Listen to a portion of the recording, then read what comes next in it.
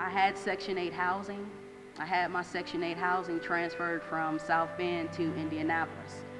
And I don't know what happened. For some odd reason, there were a delay in us being able to move into our apartment, so we couldn't move in yet. It was some time before we actually got in a shelter, so myself and Taja, Azalee, and Richard, we slept at the Greyhound station for 3 days.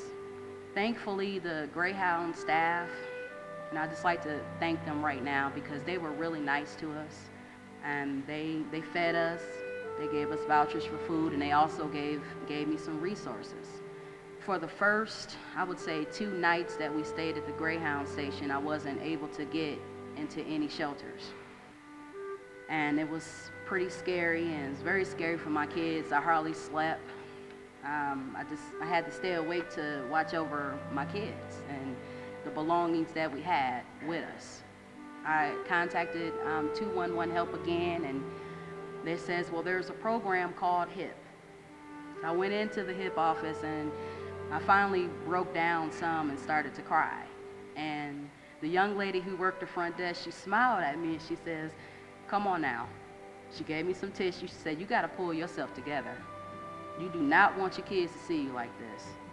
Now, if you made it this far, we will help you. Somebody will help you. I know you've probably been from place to place and or called place to place and nobody's been able to assist you at this time. We're going to assist you today. Don't worry. The case manager at the HIP office was able to advocate and find a place for us to stay because all the shelters were pretty full. So finally, they were able to connect me with Interfaith Hospitality Network.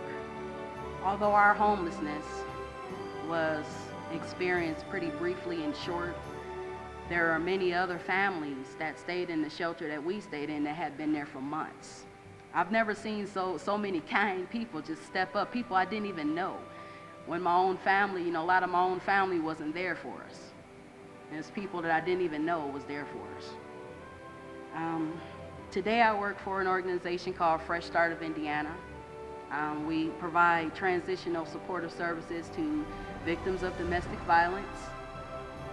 Though I do not necessarily relate to being abused, I can relate to the homeless part.